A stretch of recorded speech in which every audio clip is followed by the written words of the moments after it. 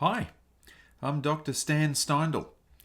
Welcome to Compassion in a T-shirt. I'm delighted today to be speaking with Dr. Kristin Neff, who is a pioneer in the field of self-compassion, having written two seminal papers in 2003, Self-Compassion, an alternative conceptualization of a healthy attitude towards oneself, and the development and validation of a scale to measure self-compassion, both of which have been cited thousands of times. Since then, she has researched and written extensively on the topic of self-compassion, and along with Dr. Chris Germer, developed the Mindful Self-Compassion program. Over the years, MSC has been disseminated around the world. Her books include Self-Compassion, The Power of Being Kind to Yourself, Fierce Self-Compassion, How Women Can Harness Kindness to Speak Up, Claim Their Power and Thrive, and other self-compassion workbooks and guides. Needless to say, I was honoured to get a chance to spend some time in conversation with her. And so, without further ado, I bring you Dr. Kristin Neff.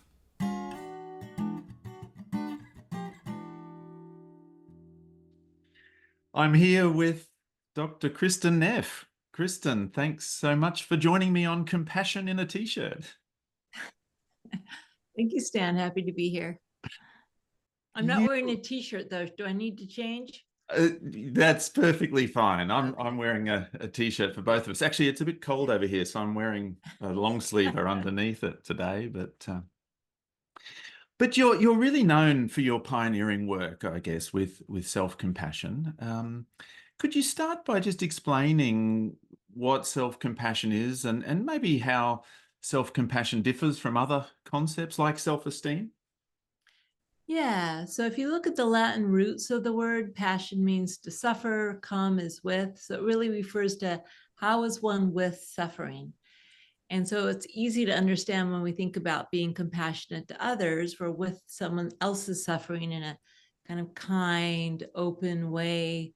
We're present, we listen to the other person, we're understanding, we're warm, we're supportive. And also what differentiates compassion from something like pity is there's a sense of connectedness, right? There but for fortune go I. It's not like looking down on someone else as separate. And so self-compassion is basically the same, but turned inward. So we're mindful, we're aware that we're hurting in some way. We validate our pain, just like we would to a friend. We're warm and supportive and caring. And also we frame our experience in light of the shared human experience. So it's not poor me, it's just saying, hey, this is what it means to be human. We make mistakes or things happen. So it's a connected stance. Yes, I think you sort of define it as that kind of the mindfulness, the sort of the awareness of the present moment and the awareness perhaps of the suffering, the common humanity, that sense that kind of we all suffer in a similar way, and then Maybe that not, we don't suffer in a self-kindness. similar way. That's important because some Okay. people interpret common humanity to mean we all suffer the same way, we're all the same. We aren't. Some people suffer more than others. People suffer in very different ways. So it's not reducing suffering to saying it's all the same. It's not. But what it does say is that it's part of being human. And this is really important, that compassion comes from our humanity. We don't have to like go to graduate school to earn the right to compassion. It's intrinsic to our humanity. So just had to clarify because a lot of people get confused about that. Yeah, it would be wrong to say that we all suffer the same. Yeah. There's a lot of diversity there and variation in people's life experiences. To a degree, we all suffer in a way, or at least there's that sort of basic human kind of experience that we all kind of share. It's interesting, isn't it? We sort of all suffer, not in the same way, in certain ways, and that recognition that we're not alone, I suppose, in some of Yes. that is the key. Right. Yeah. And then that sense of, yeah, kindness directed towards the self, or care, or those kind of things. I'm always curious, when did this, or what was the moment, if in a way, where this really kind of coalesced for you, that this all came together, your eureka moment, if you like, where you sort of thought to yourself, oh, yeah, that's it. They're the core components of self-compassion. Yeah, well, so, obviously you didn't invent the idea of self-compassion. I mean, I think the idea is in a lot of traditions, but especially in Buddhism. So what had happened is I was going through a very stressful time in my life. I was actually in graduate school, and I went to a group to learn mindfulness meditation. And it was, luckily for me, taught in the tradition of Thich Nhat Hanh. And so Thich Nhat Hanh is one of those teachers that always talked explicitly about the importance of being compassionate inward to oneself as well as outward to others. And so, just hearing the woman leading the group talk about the importance of turning compassion inward, she didn't actually use the term self-compassion, but the idea of turning compassion inward. And then so what happened is I tried it out. I tried being more warm and supportive to myself. And I just was so impacted by, it's not like I had, the mindfulness took a while to learn, but the compassion immediately, when I brought the warmth in, I thought, wow, it's easier to hold all the stress I'm experiencing when I have my own warmth and support. It was really, really remarkable when I saw the immediate difference it had to my ability to cope. And then, so what I did is I was reading all the books I could get my hands on. I became very interested in Buddhism and the self and all that. So I was reading Jack Kornfield, Sharon Salzberg. Unfortunately, Tara Brach hadn't written her book yet. I wish she had, but I was reading all these books and I put together my model, so to speak, which is I knew mindfulness had to be there, because if we can't turn toward the fact that we're hurting in a kind of with some equanimity, if we ignore it, it'd be like we're not picking up the phone when our friend calls. We gotta pay attention. We gotta pick up the phone. On the other hand, if we just get lost or over-identified in the pain, there's no space from which to say, hey, you're having a hard time, how can I help? So I knew mindfulness had to be there, and obviously kindness and warmth. And so at first, I just kind of thought, well, this is really mindfulness with the warmth aspect of mindfulness made more explicit. But then I was really intrigued by Jack Kornfield, who wrote in his book, A Path with Heart, about the near enemy of compassion being pity. And I thought, well, self-pity isn't good. What's the difference?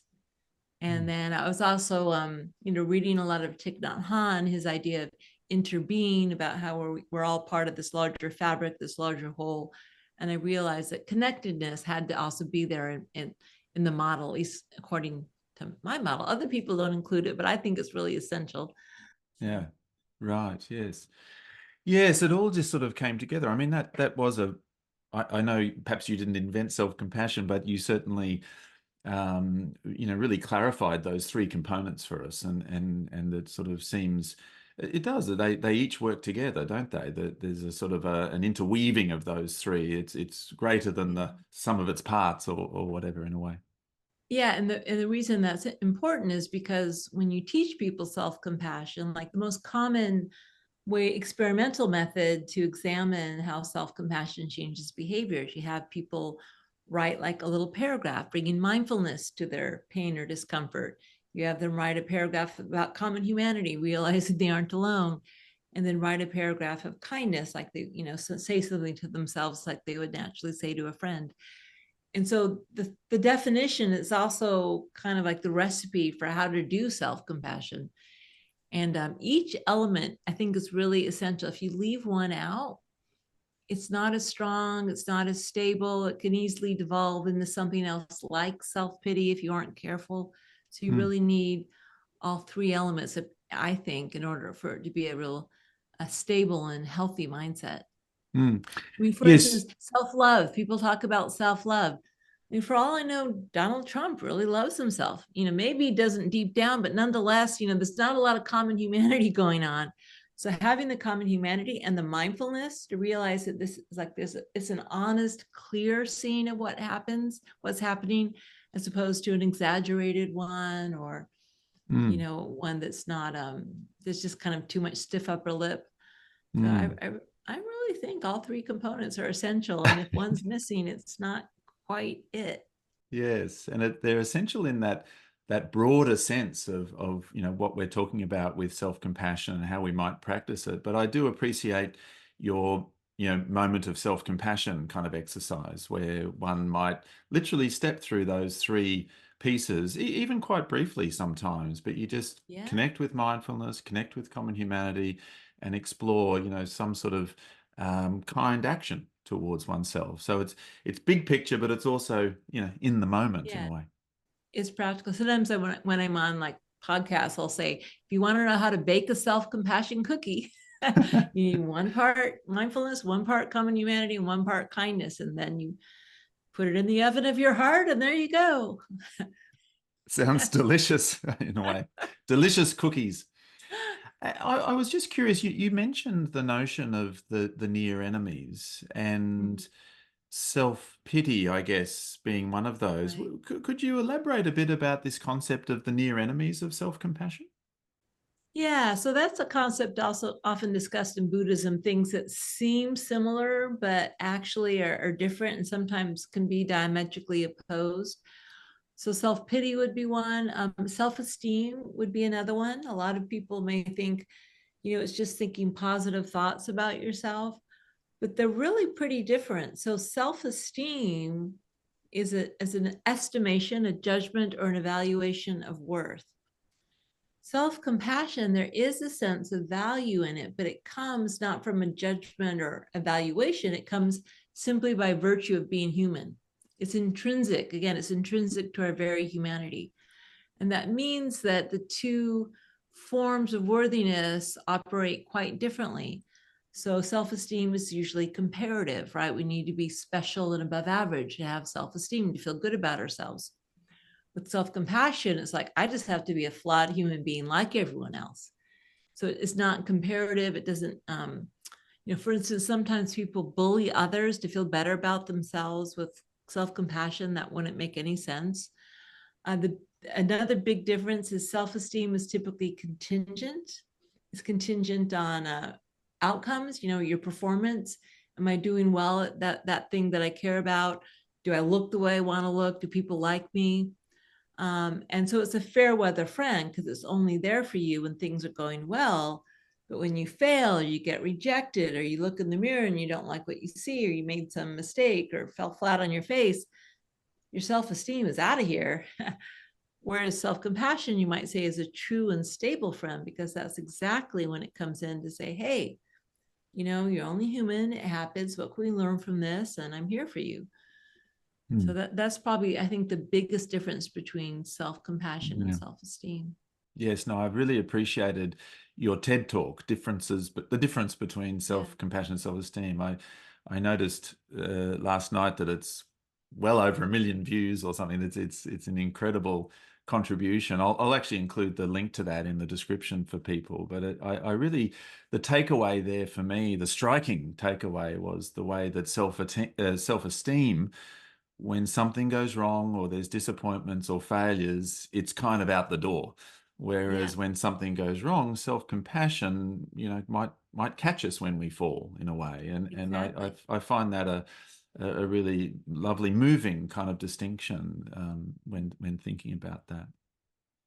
So in 2014, I completed the Mindful Self-Compassion program. That was the one with you and Chris Germer and Christiaben Oh, yeah. at Okay. Joshua Tree. Oh, nice. And yeah, I still have my self-compassionate bracelet. Do Ah, you remember lovely. I those? do. I do. And also my Here and Now stone. But from a decade ago, which is kind of a bit of a funny thought.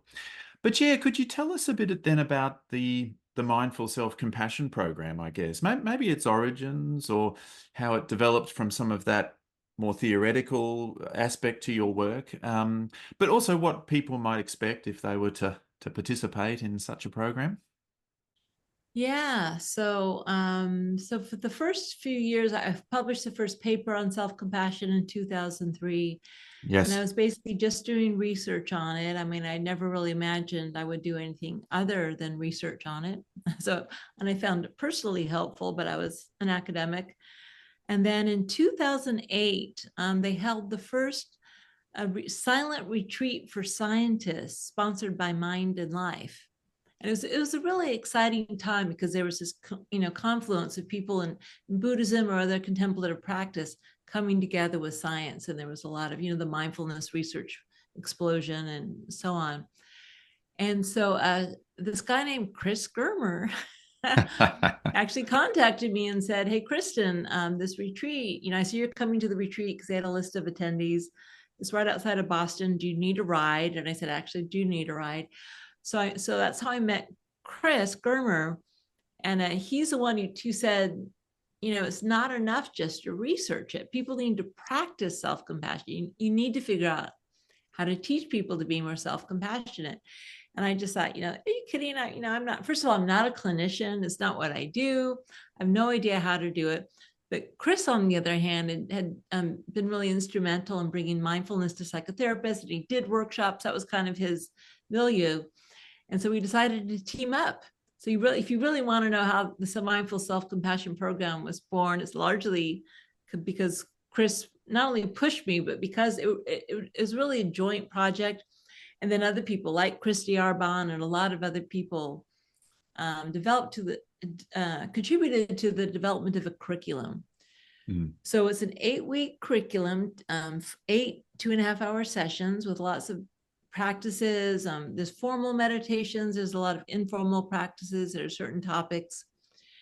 So if you were to take the Mindful Self-Compassion program, which you can do either through a Mindful Self-Compassion teacher or through the Center for Mindful Self-Compassion, that's the nonprofit that Chris and I founded about over 10 years ago. You can take it online. So you can take the full program.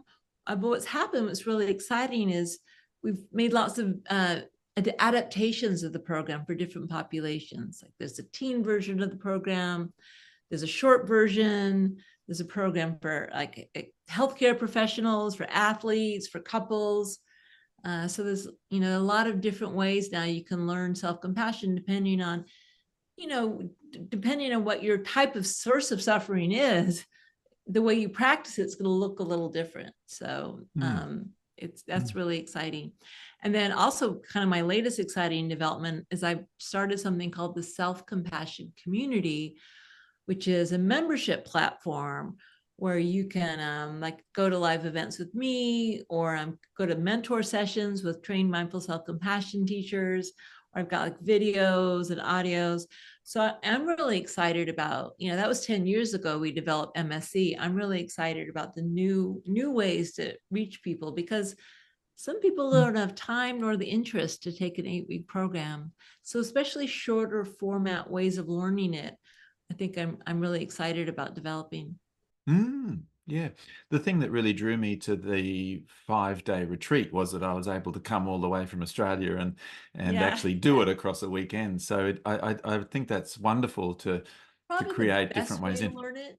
Yeah, it's probably the best way to learn it, but it's kind of a little just for those privileged few that can afford the time and the money. And it's a big trip, but it sounds like there's a lot of ways in now, which is actually really great. Ways in. Yeah, and the books, of course. So Chris and I just wrote our a book together called Mindful Self-Compassion for Burnout, where we talk about a lot of the same practices that are in the Mindful Self-Compassion workbook, but tailored for the situation of burnout. So people, and the Mindful Self-Compassion workbook is basically the 8-week program in workbook format. You can go through it yourself. So we've tried to really make it accessible. Yeah. I'll make sure I include all of those links. In fact, is that online community, self-compassion community, is that your website, or is that have its own website? My website. If you go to selfcompassion.org, you can take the self-compassion scale I developed to get your score. I've got practices. I've got a lot of free resources, but it's really inexpensive, and we have scholarships. But for a little bit of a monthly fee, you can again do live events. And the really great thing are these live mentor sessions, in addition to all the videos and audio practices and stuff you can read. So people learn differently, you want to try to cater to people's unique needs. And actually, the thing that just occurs to me is that it really leverages off the common humanity piece, because people are doing it together. Yeah, so we really find the best way to practice self-compassion is in community. because it goes against the grain. We aren't evolutionarily, we aren't really designed to be self-compassionate. We're more designed to be compassionate to others. And our Mm. culture doesn't really support it. It doesn't say, hey, this is a great thing. We're taught to be compassionate to others, but no one really talks about self-compassion, except that's Mm. changed a little bit lately. Mm. But so having other people support you is just so huge. And also, hearing other people's stories. Some of us even think, I'm the only one who's self-critical. And you think, you mean you're the same way? You feel Yes. the same way as I do? It really helps foster that sense of common humanity and the Yes. warmth, and also the mindfulness, just the Mm. awareness. Having other people just remind you to be self-compassionate, that in and of itself is helpful. Yes, yeah, it's almost it sort of taps into the three flows of compassion, I guess, doesn't it? People can go to something like that and be compassionate towards others. They can receive a little bit of it from others, Yeah, but then all the while also practicing the self to self kind of flow as exactly. well. Yeah. Yeah. I remember when I did the MSc, there was it involved affectionate breathing and loving kindness meditations. And as you said, lots of very powerful practices. More recently, I get a sense that it's also incorporated sort of other different sorts of theories as well and adapted in that way. Sort of evolutionary psychologies come into it a little bit, I think, and various models of the mind and so on. What about Yeah, and that's the really Paul Gilbert. I mean, hats off to Paul Gilbert in Britain, who developed compassion focused therapy. He's the one who really emphasized, this is just natural. This is kind of the way our bodies and brains evolved. And when we realize that, for instance, that self-criticism is just an evolved safety behavior, then we don't need to beat ourselves up for beating ourselves up. It yes. helps us actually to have compassion for the habits of our mind. Mm, And it is physiological, and which also means simple things like touch. There's a great new study that came out of Berkeley that's showing just 20 seconds a day of compassionate touch can really increase self-compassion levels and change people the way they relate to themselves. mm, And that's because you're just going straight to your physiology, working mm. with the nervous system, for instance. Yeah, which of So it's course important stuff. was in MSc from the start. I mean, I really It was. that you've just reminded me that it was very powerful, that idea of loving kindness meditation, but adding in, the sort of the soothing touch, I think, I remember, doing that, and a lot of powerful feelings, bubbling up, sort of thing, when you feel that soothing touch and start to bring kindness to oneself. It works. It it does. It works. You've introduced then the concept too of fierce self-compassion, and so yeah, how does this, I guess, is it different to a more tender kind of aspect of self-compassion? Is it really complementary there? Like what's brought that to mind for you, and why is that important? Yeah. So, well, Chris and I actually, maybe about 7 years ago, started realizing that there's this other face of self-compassion that people aren't aware of. So the self-compassion is, let's say, take kindness, for instance. Kindness sometimes takes a tender form. It's kind of soft. But kindness can also take a brave form, like standing up for yourself, speaking up for yourself. These are also acts of self-kindness.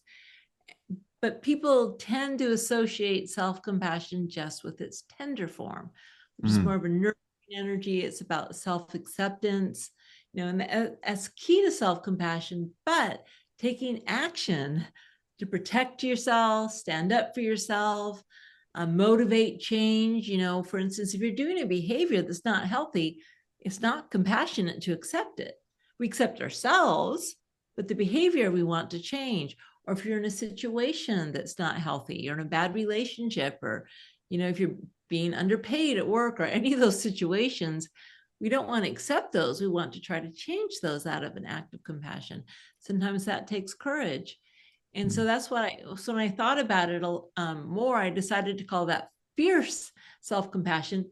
Again, borrowed from Buddhism. I mean, none of these ideas are new. So Thich Nhat Hanh, for instance, he was very active in the Vietnam War. He was Mm. Vietnamese and Yes. social justice movements.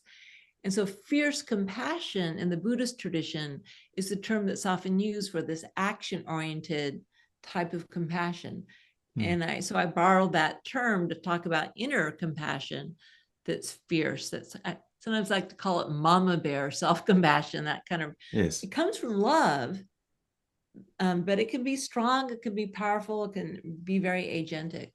Mm. And then I started getting very interested in how gender role socialization really interferes with the ability of people to balance both fierce and tender self-compassion. And they need to be in balance. It's like yin and yang. Yin is more the tender energy, yang is more the fierce energy. These are universal human energies, and we need them. The reason we have that symbol is we need to have both in balance for good health. And yet gender role socialization makes that very difficult. And again, that's nothing to do with biological sex, or even if you're cisgendered or transgendered or non-binary. It's really just, how are you socialized? What are the norms for each gender in the larger culture? And for people raised as boys, and you probably have experienced this, it's not okay to be tender. It's not okay to be sensitive. You might get bullied or beaten up if you show too much sensitivity or tenderness, which means that's why if you go to one of my workshops, only about 15 to 20% people like you identify Yes. as male, because it goes against gender role socialization, which is a tragedy because the research shows so clearly, this is a strength. It's like a superpower. When times are tough, whether you're in combat or hurricane or whatever, having your own support, having your own back is going to help you. But that's cut off for a lot of people raised as men, because it's not like a manly thing to do. So crazy. I mean, what's more manly, to be an inner ally or an inner enemy? I mean, you want to be an ally, to be strong, of course you do. For people raised as women, it's the opposite. Like, they're allowed to be tender, well, first of all, to others. They aren't supposed to assert their own needs, right? Because they're supposed to be self-sacrificing. So even though only 15% of the people that come to my workshops identify as male, women have slightly less self-compassion than males, because they feel less entitled to meet their own needs. So something's going on there. And then the fierce form of self-compassion, speaking up for yourself, making waves, doing things like asking for a pay raise because you deserve it. Women are less likely to do that because they're socialized that, we don't like women who are bossy or too assertive or too aggressive or too ambitious or angry, God forbid. The research shows that people respect an angry male. They think, oh, wow, he's really passionate. This must be true. Whereas an angry female, they think, oh, she's crazy. She must not know what she's talking about. So that really cuts off women from this fierce energy that can be very important to, protect yourself or stand up for yourself. So, so I wrote my book, Fierce Self-Compassion. I really talk a lot about gender role socialization, and I wrote it during the Me Too movement, which I think we still are in the Me Too movement, but it's not getting as much press anymore. Just because of, really, people need to examine, how does our cultural socialization cut us off from these really essential human qualities that benefit everyone?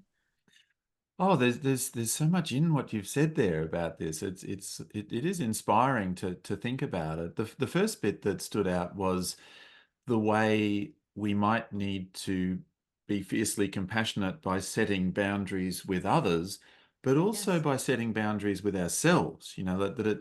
And it's that kind of energy and action, and sometimes that means, going for that walk or getting our taxes done, or, whatever it might be, Or making towards a ourselves. change. Yeah. Or, stopping and going to get treatment, or Mm. absolutely. Yeah. But again, it's like the ideal parent. An ideal parent is not an indulgent parent, Hmm. because if you indulge your child, you're actually harming them. And so if you don't have that fierceness, sometimes to draw the boundary or say, no, you can't do that. But the thing is, it comes from love. Healthy Hmm. parenting always comes from love, including the boundaries, including the consequences for actions. if a child knows it comes from love, it lands very differently than when it's done as like a punishment, or when like the withdrawing of love is associated with those boundaries or those consequences. And the same thing with us. So Mm. punishing ourselves with self-criticism, or saying you're bad, or you shouldn't do that because you're bad, that's not healthy.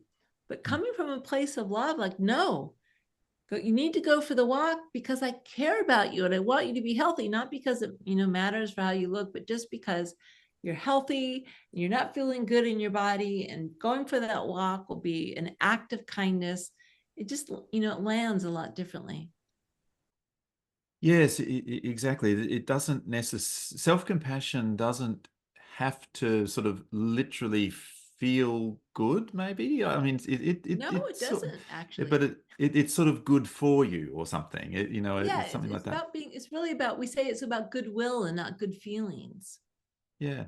And I So remember you saying too, perhaps at the MSC retreat, or I've heard you say that really it's more about in the service of health and well-being. That's kind of the direction. exactly, right. Yeah. So Mm. sometimes the most pleasant thing is not the most healthy thing. And if we Mm. care about ourselves, we're going to choose long-term health Mm. over short-term pleasure. Why can't snuggling up and eating ice cream and watching Netflix all day be healthy? But anyway, I suppose it's But sometimes that's the thing. So we also like to say self-compassion is, what do I need? And yes. sometimes maybe that is what you need. And if you do it too much, maybe it's no longer what you need.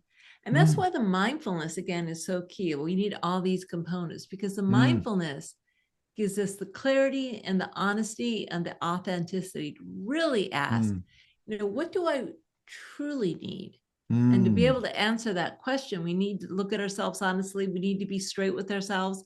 Like those friends who give it to you straight, but in a loving way, they're your good friends. The ones who kind of, oh no, it's not a problem, when it really is. They aren't actually that good a friend. They just don't want to deal with potentially hurting your feelings. And Yes. so being honest with ourselves about what's really going on, what we really need. Mm. And again, we can't do that without the mindfulness. It's Mm-hmm. essential to Mm-hmm. self-compassion. And kind of wisdom, I guess, is in there, And just sort of wisdom. wisely knowing, kind of what I remember when I remember you saying, what do I also need right now? And I really appreciated the also word, because I would struggle with the notion that as a therapist, I needed to be compassionate towards others. And that was a bit Right. of a block. And so, what do I also need right now? What would be really most helpful for me? That just meant that I could include myself, I guess, in the whole Yes. circle of compassion. Right. Exactly. Mm. The other thing I was going to ask about what you were saying with fierce compassion is, and the gender kind of notion. Does that mean that we sort of work with men in a fierce self-compassion way, or does it mean they really need more of the tender self-compassion sort of a thing, or is it really just both? Everyone, we try to get balance. I mean, I think everyone needs both. It needs to be in balance, and there's so many doorways in. Um, so I really do think that for many men, the thing that's challenging for them is the tender self-compassion because of often their early childhood experiences. But so maybe the doorway in is the fierce self-compassion, once they kind of realize, okay, I can be strong and fierce. And then maybe from the strength of the fierce self-compassion, they can feel more comfortable exploring more of those tender feelings as well. Mm. It's really just whatever works, and that's going to vary by individual. It's Mm-hmm. interesting. Some people, like some BIPOC people in the States, people of color, have often said to me, we have to start with the fierce self-compassion because we're under such constant vigilance of threat, and have to watch out for ourselves, that it's not safe to be tender. So we can start with the fear, like standing up for ourselves. Okay, I know I'm going to protect myself. Okay, this is my part of compassion. And then once that the protection is there, that you have your own back, then you can feel safe enough to get some of the more tender, softer, accepting feelings. Mm. Mm. So it just depends on what your situation is and what's right for you. And that also may change over time and even Mm. moment to moment. I suppose one of the things I have pondered is, and working with men sometimes, is when they lean more into the fierce than into the self-compassion piece. That that the fierce is, in some ways, it has connotations of something that they might relate to as more aggressive, or that or even anger, coming into the fierce. And I suppose what you said before was it's still coming from a place of love or care for well-being.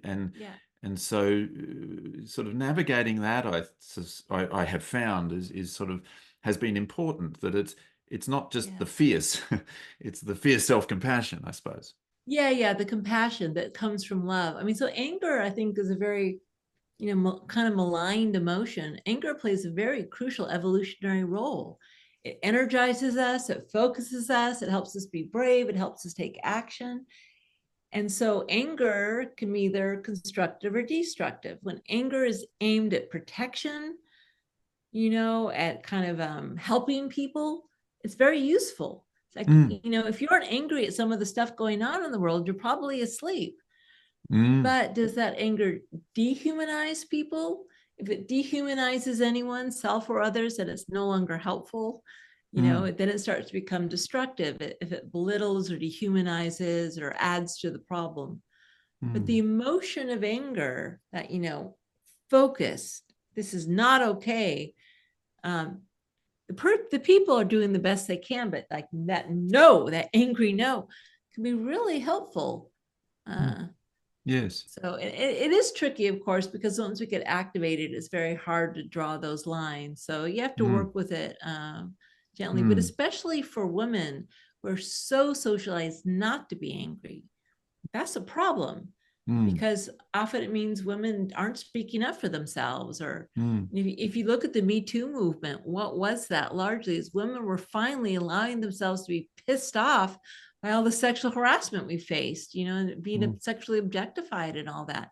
mm, Again, it doesn't mean you have to hate men or anything like that. You don't want to dehumanize anyone, but the anger is what is kind of the driving force, especially if it comes, that's like that mama bear self-compassion, comes from love, doesn't have to exclude anyone, but it's this rising up of saying no, really strong and really firm.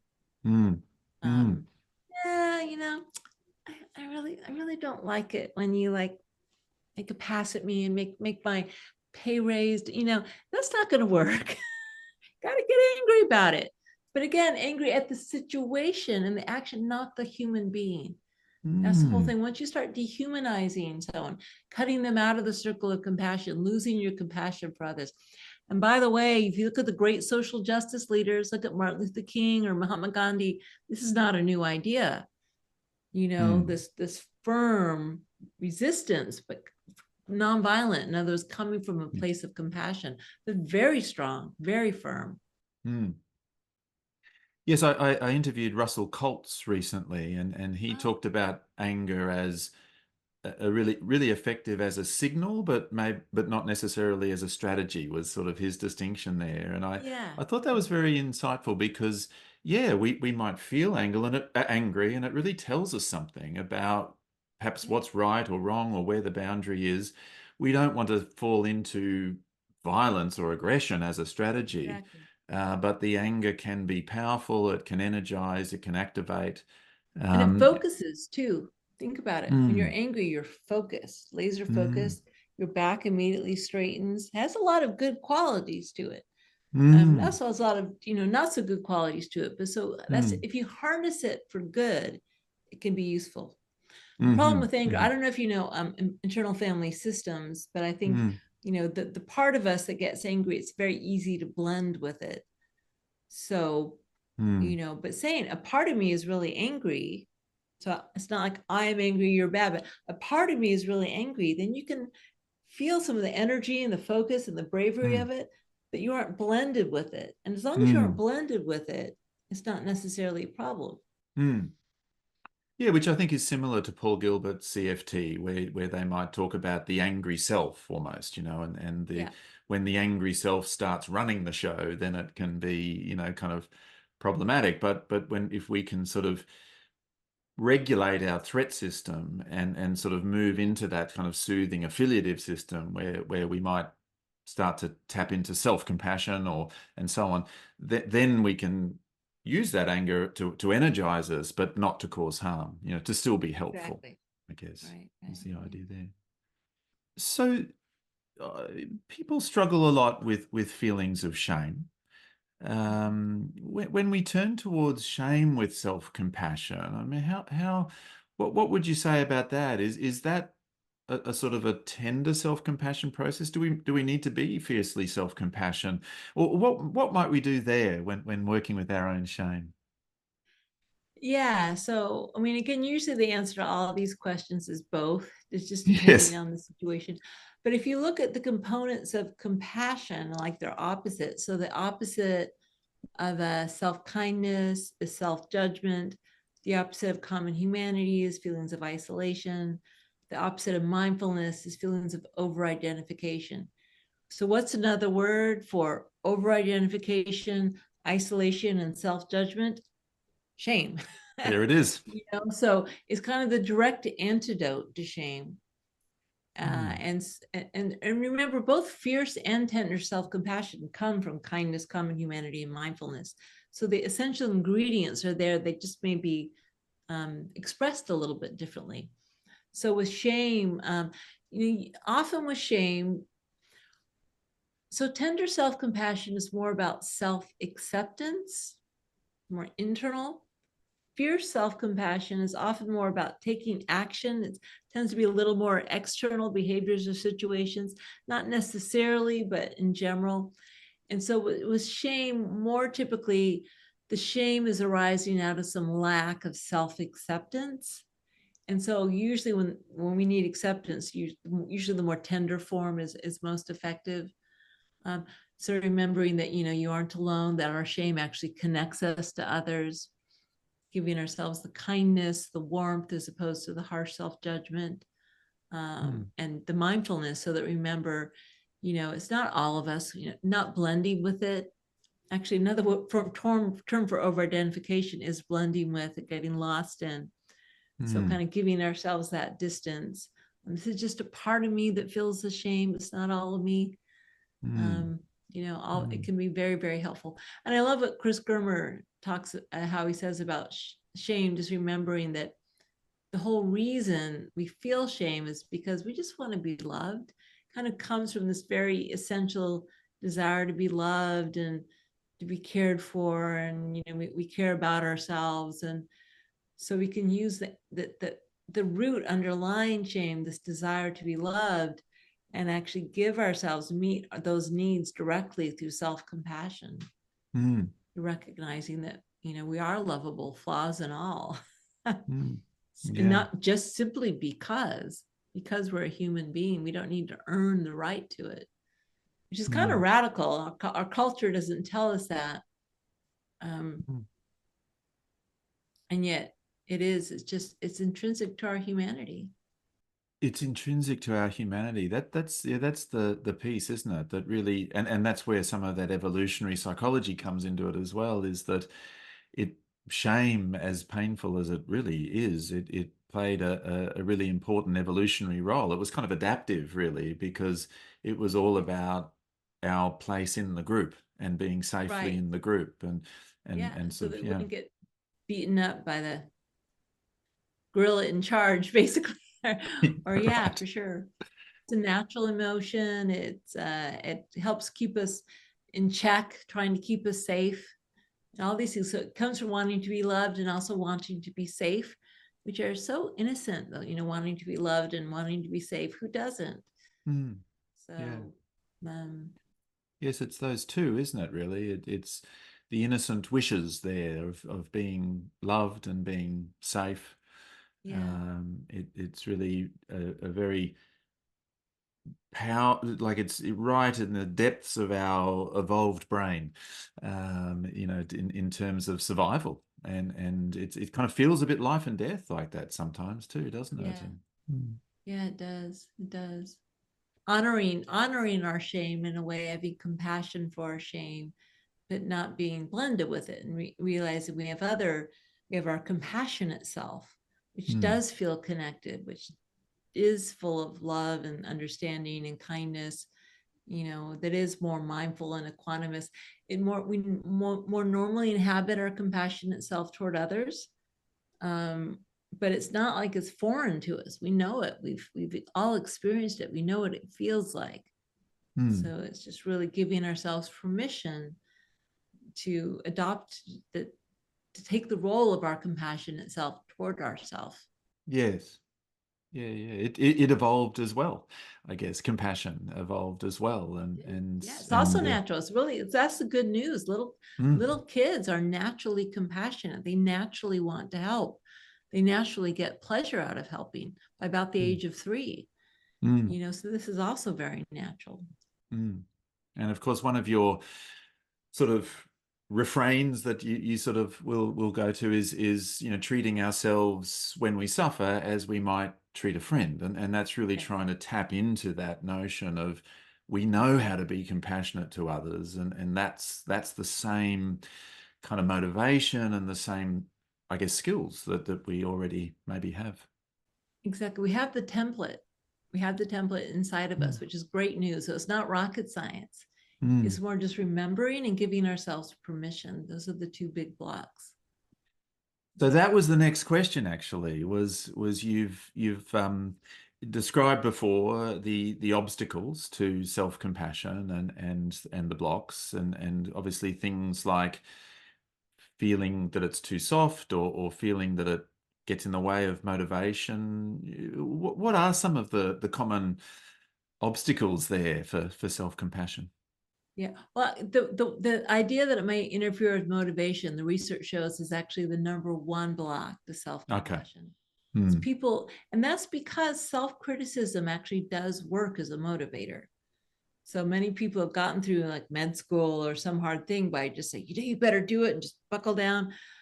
So it kind of works, but it works the same way harsh criticism works to motivate a child. Yeah, it kind of works. You'll get a child to pay attention and maybe work hard, maybe study for their exam through harsh criticism, and they're afraid of being rejected or criticized. But it has all these unintended consequences like fear of failure, performance anxiety, undermining self-confidence. It's the exact same thing with ourselves. So yeah, it does kind of work, but it doesn't work as effectively as self-compassion. Because first of all, when you're shaming yourself or criticizing yourself, it's much harder to learn from your mistakes. But as we know, learning from our mistakes is actually the most informative way to learn and grow. And so, a lot of research showing that if you use self-compassion, it's more effective. You have less fear of failure, less performance anxiety, more self-confidence, more ability to learn and grow. And it's more sustainable over time. It actually increases performance. But people don't necessarily believe that. For a long time, we didn't believe that with our kids. We thought spare the rod and spoil the child. It just kind of, well, it works, doesn't it? Yeah, it works, but not very well, and causes a lot of suffering that actually gets in the way. And so that's the big one. And then another big one is the belief that it's selfish. It's like we somehow assume that we only have a limited amount of compassion, so we should always be put others first. And it doesn't really make sense, because the more compassion flows inward, actually the more compassion we have available to give to others. Yeah, so yes, our time and our resources are somewhat limited. So, we do have to make balanced choices in that domain. But in terms of our love, in terms of our kindness, in terms of our awareness, that's unlimited. And the more we can resource ourselves and give ourselves compassion, maybe for how hard it is for ourselves to be a caregiver, or maybe we're getting burnout. We've got this book coming out on self-compassion for burnout, because there's so much research showing that caregivers who give themselves compassion and support and kindness and warmth for the exhaustion that they face as caregivers, they get less exhausted. They don't need to cut themselves off from their feeling of caring for others, because they can continually resource themselves. Often, if the compassion goes just one way, we become drained, become burned out, we just stop caring. But if the care flows inward, then we have the resources to continue to care for others. So that's another one that stands in the way. It's interesting. I was just thinking that the idea that self-compassion is selfish is almost like a subset version of self-criticism too. We criticize ourselves for being selfish, if we Yeah, try to be kind to ourselves. It is funny how we sort of hold tightly to self-criticism, don't we? We have fears, I guess, of letting it go or something like we that. do. And the thing, when once people really understand how the brain works, like Dan Siegel's work about interpersonal neurobiology, or Mm. Tanya Singer's work, what we cultivate inside gets communicated to other people non-verbally. And we have mirror neurons and whole regions of our brain that are devoted to feeling what other people are feeling. So if internally we're self-compassionate, we're kind of warm with ourselves, we're peaceful, we feel connected, that every single person you come into contact with gets the gift of your self-compassionate presence. But if inside we're harsh, we're cruel, we're like mean to ourselves, and especially if we say it out loud, oh, I'm so stupid, I'm such an idiot, then every single person we're coming into contact with, that's kind of what they're resonating with. So that's not very helpful to others. Mm. Once you start Yeah. realizing that, it's like, oh, actually, yeah, maybe what I cultivate inside does help others in a Mm. positive way. Mm. Not least kind of family members or offspring Yes, when they're little. absolutely. Mm. Yeah, people we care about. Oftentimes we criticize ourselves in front of others because we're hoping they'll give us some compassion, because we aren't Ah. giving it to ourselves. So I'm hoping you'll give me a little compassion. And yeah, maybe I can get that need met. But then I've also communicated to you that's the way you're supposed to treat yourself. Yes. Which is kind of like, do you really want other people to treat themselves so badly? Hopefully Mm. not. Mm. And you hear the echoes sometimes, don't you? Like down the road, you'll hear well, I'm sort of talking about myself here. You'll hear your son sort of say, I'm so stupid. And you think, oh, God, I know where he's gotten Yeah. that from. And then you sort of work with that, I guess, trying to, yeah, really model and share and spread this idea of just how powerful it can be to be a little kinder to yourself. It's so powerful in terms of, well, motivation and persistence and Yeah. confidence and a whole range of positive outcomes in that sense. Resilience. Huge for Resilience. resilience. Yeah. Mm.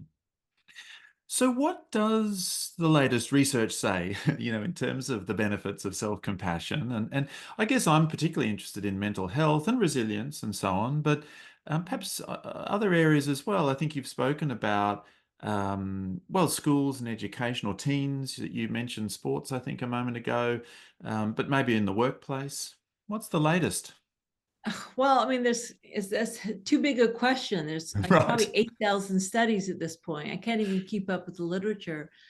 So really almost any realm of life, it appears to help, because if in a way that's a no-brainer, because it's about how do you deal with suffering? How do you deal with difficult thoughts, emotions, or experiences? And no matter what realm of life you're talking about, if you deal with it in a resilient way, meaning you can be aware of it, mindful of it, support yourself, realize you aren't alone, then your outcomes are going to be better. So whether it's Mm. physical health, because you sleep better, your immune system functions better, whether it's sports, whether it's in the workplace, people like leaders who are more compassionate, they're better, they're rated as better leaders, people are more productive, they suffer less burnout. Romantic relationships, they can form better partnerships because they can meet their own needs. Really just almost any domain of life. For teens, like Karen Bluth has done research showing a suicidal ideation is so strong right now in teens because they don't have the ability to cope with their pain. What suicidal ideation, if not a desire to escape one's pain? So teens who've got another way to deal with their pain, which is self-compassion, are just a lot better off. Mm. Mm. It's really just remarkable. And again, that study I told you about, it doesn't take a lot. Just 20 seconds of putting your hand on your heart can be enough to really turn the tide. You don't have to meditate every morning if you don't want to, or take an 8-week training course. I mean, it's helpful, but just even a touch of it helps. It's really a mindset shift. That's what self-compassion is. It's a mindset shift toward a more friendly, benevolent, helpful attitude toward yourself. And it's life-changing. It really is. I suppose the key is that if there are humans involved, then it might be helpful, whatever the domain. Basically, yeah. Yeah. Um, are there any particular future areas of research that you're curious about, or sort of areas that are coming up? So I'm actually no longer doing self-compassion research. I took early retirement from my academic job. I'm just focused full-time now because it was like I had two full-time jobs. Mm, So so personally now I'm really just focused on I'm really passionate about helping people learn to be more self-compassionate. So doing podcasts like this, or like the self-compassion community, or figuring out ways, writing books, figuring out ways to bring it to people. mm, mm. But yeah, I mean, I think that the research possibilities are endless. Yes. But also, Yeah. as my friend Mark Leary said, the research is getting kind of boring because it all says the same thing, which is it's very helpful. Yeah. From my point of view, we've already learned what we need to learn. Is that it's really important. It helps. It's worth doing. And I'm not so sure how much more we're going to learn from the research. I kind of think now we know it is good. Let's figure out how to just do it Yeah. and how to make it accessible to more people. That's really what sparks my fire these days. Yes, and I'm not sure what the numbers are, but I know that just MSC is really kind of everywhere, and there's a lot of people who now are providing that sort of Yeah. facilitating those kind of programs, and it really is disseminating throughout the world. Yeah, it's nice that 20 years ago people weren't even using the word, and now it's people almost like roll their eyes, self-compassion, and it's like, oh, I'm so glad, because 20 years ago no one even knew what that meant. And if you can roll your eyes at it, that means we've made progress. Ah, People understand it now, so that's good. Or at least yeah. they've heard of it. So No, I feel very privileged to have had a chance to sort of learn from you and from Chris and Christy all those years ago, and to kind of watch how it's unfolded, and sort of just be kind of have my little kind of part or experience in all of that. So thank you very much for all of what you've done, really, and also thank you for being willing to speak to me. If people would like to connect with you or engage with some of your work, where can they find you? yeah, just Google self-compassion, selfcompassion.org. You'll find me. Again, you can take the self-compassion test. Got a lot of guided meditations, or you can try the self-compassion community out if you want to practice with others. I'm also doing a lot of fun live events, like Dick Schwartz and Tara Brock and Dan Siegel are going to be there and talking with the community. So it's real exciting. I'm having a lot of fun with it. Very exciting, and I'll be sort of engaging with some of that as we go. So yes, Dr. Kristin Neff, thank you very much for being on Compassion in a T-shirt. Thanks, Stan. It was a pleasure.